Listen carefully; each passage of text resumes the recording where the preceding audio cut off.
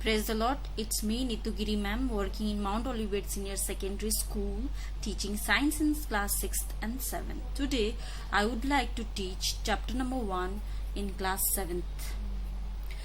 Chapter number 1 is about nutrition in plants. So in this chapter, first we will understand the mode of nutrition in plants. What are the modes of nutrition in plants?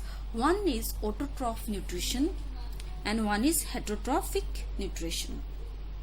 So first of all, we will learn what is autotrophic nutrition. Autotrophic nutrition means the nutrition which is made by self. Self-made food is called as autotrophic nutrition. Green plants are the organisms that can make their food themselves. Animals, humans get their food from the plants or other animals that eat plant. So that's why plants are called autotrophic nutrition. If you talk about heterotrophic nutrition, it is the mode of nutrition in which the organism cannot make their food but depend on others for their food. So first of all, I will explain the steps in the autotrophic nutrition. How does autotrophic nutrition takes place? Autotrophic nutrition takes place by the simple process called as photosynthesis. Photosynthesis is a process by which green plants prepare their food in the presence of carbon dioxide and water using sunlight captured by the green pigment called as chlorophyll. So one by one I'll explain how these raw materials are taken in by the plants during photosynthesis. During photosynthesis, plants takes in carbon dioxide through the leaves because in the leaves there are tiny pores called stomata, and this stomata helps in exchanging the gases. Leaves takes in carbon dioxide and releases oxygen. Therefore, carbon dioxide is taken through the leaves. Second, if we talk about water, how does water enters the plant? Water enters the plant through the xylem vessel. Xylem vessel is present in the roots of the plants. Plants have two vascular bundles, that is xylem and phloem. Phloem is present in the leaves of the plant because this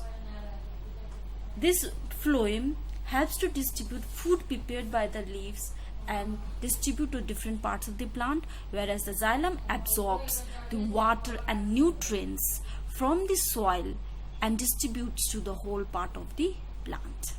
Therefore, xylem vessel is very important for the plant. Chlorophyll. What is chlorophyll? Chlorophyll is the green colored pigment which is present in the leaves of the plant. Chlorophyll can absorb the energy from the sunlight. The sunlight energy absorbed by chlorophyll is used to combine carbon dioxide and water in the green leaves to produce food. Similarly, sunlight is absorbed due to chlorophyll, and chlorophyll helps in absorbing the sunlight. That's why sun is also the ultimate source of energy for all living organism. This is how the process of photosynthesis takes place in green plants.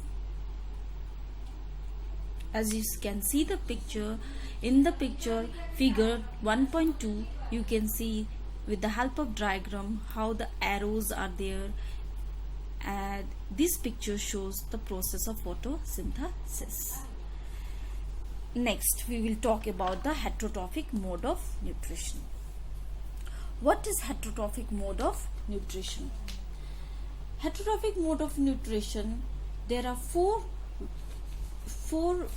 modes of nutrition in this process: parasitic, saprophytic, insectivorous and symbiotic. These are the plants which are heterotroph. One by one I'll explain what is parasitic plant. Parasitics are the non-green plants which depends on green plants and they absorb the water and nutrients from them. Like suppose the non-green plants will derive its food from the host plant and exploits the host valuable nutrients is called as a parasite. Parasitic plants develop special roots which penetrates into the tissue of the host plant. For example, some Cuscuta and Mistletoes are some of the examples of the parasitic plant. Second, I will talk about saprophytic nutrition. Saprophytic nutrition means organism which depends upon the dead and decaying matters. There are some plants like mushroom.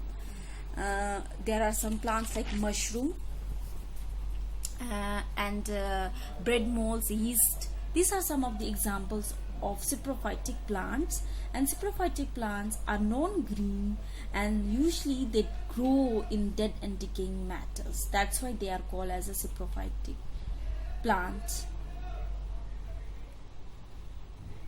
The third one is called insectivorous. One is insectivorous plant. Insectivorous itself means insect eating plant. Insectivorous plants means insect eating plants. Insect eating plants, they suck the nutrients from the insects because they are green plants. They lack nitrogen, therefore they suck the nitrogenous insects and they supply it to their body.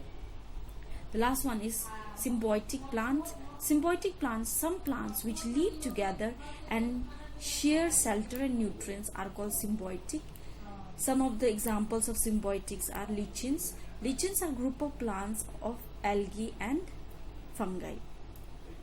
Apart from that, there are many examples like rhizobium bacteria and leguminous plant, fungi and the trees. These are some of the examples of leguminous plant.